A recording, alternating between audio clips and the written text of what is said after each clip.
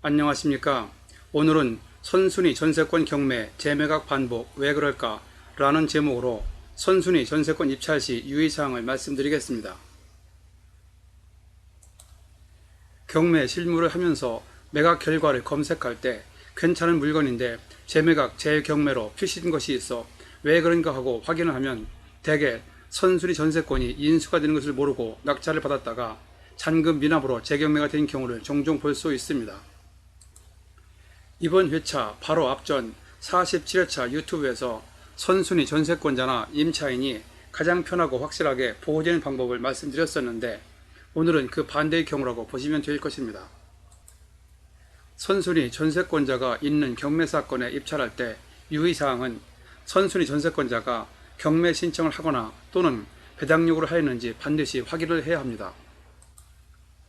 만약 선순위 전세권자가 경매 신청을 하거나 배당 요구를 하면 그 선순위 전세권자 자신이 말소기준 권리가 되어 보증금을 받든 못 받든 소멸되는 권리이므로 입찰자 입장에서는 물건만 괜찮고 목적에 맞으면 일반 물건과 똑같은 경우이므로 입찰해도 무방합니다.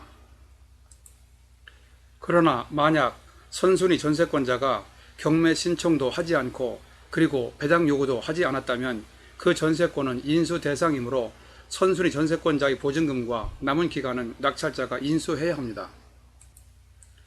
그런 경우 그 경매 물건에 입찰을 할 때는 예상 입찰가에서 보증금만큼 공제하고 입찰가를 정해야 하고 전주인과 계약한 전세 기간이 남은 경우 이사 비용과 어느 정도 위로금을 주고 협의를 통해서 내보낼 수 없다면 남은 기간만큼 살게 해줘야 합니다. 물론 남은 기간이 끝나고 재계약을 할 수도 있습니다. 이런 방식으로 선순위 전세권에 대하여 어떻게 대응할 것인지 대처 방안을 미리 세우고 입찰을 하면 문제가 없습니다.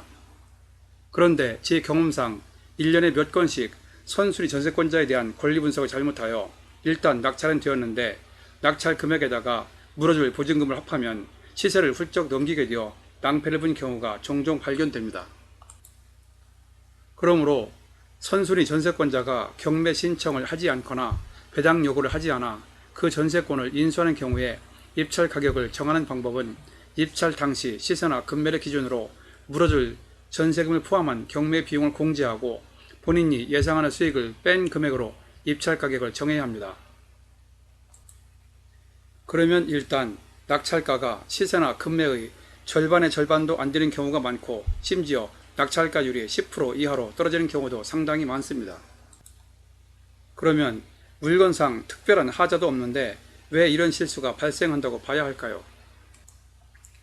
제가 보기에는 권리 분석을 제대로 하지 않고 그냥 물건만 보거나 아니면 시세만 보고 입찰을 하거나 또는 경험이 어느 정도 있는 사람이라도 경솔하게 판단하여 단순한 실수를 하는 경우 이런 일이 발생할 수 있다고 생각합니다. 더욱더 안타까운 것은 이런 물건의 경우 하나의 사건에서 똑같은 실수가 여러 번 반복되는 경우도 많다는 것이죠.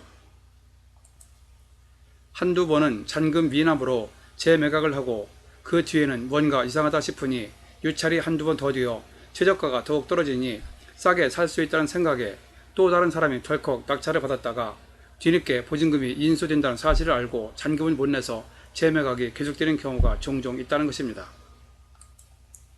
처음 실수한 사람은 그렇다 쳐도 연이어 똑같은 실수를 반복하는 사람은 보증금을 인수한다는 사실을 모르는 채 최저가가 점점 떨어지기 때문에 가격적인 메리트가 있는 것으로 보고 입찰을 하기 때문에 그런 단순한 실수로 보이는 재매각이 발생되는 경우가 많다고 하는 것을 각별히 유의하시기 바랍니다. 그러므로 다시 한번 말씀드리지만 이런 실수를 방지하기 위해서는 반드시 선순위 전세권자가 경매 신청을 했는지 아니면 배당 요구를 했는지 반드시 확인하시고 만일 둘 다 안 했다면 그 전세 보증금은 고스란히 낙찰자가 떠안게 된다는 것을 염두에 두시고 그때는 예상 입찰가에서 그 보증 금액만큼 뺀 금액으로 입찰하시면 이런 황당한 실수를 막을 수 있습니다. 원숭이도 나무에서 떨어질 때가 있다고 하듯이 누구나 실수는 할 수 있습니다. 늘 기분을 충실히 하여 실수를 방지하는 가운데 좋은 결과가 있길 기원드립니다. 오늘은 선순위 전세권 경매 입찰 시 유의사항에 대하여 말씀드렸습니다.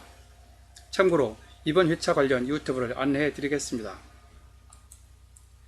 이번 유튜브 바로 앞 47회차 유튜브에서 선순위 전세권 임차인 가장 편하고 확실한 보호 방법, 주인집 경매 시 대처 방안을 말씀드렸고, 16회차 유튜브 혼자서 입찰 가격 정하는 요령 1, 누구나 쉽게 3회 총정리 시리즈에서부터 3회에 걸쳐 나 홀로 혼자서 입찰 가격 정하는 요령을 말씀드렸으니 시간 날 때 들어보시기 바랍니다.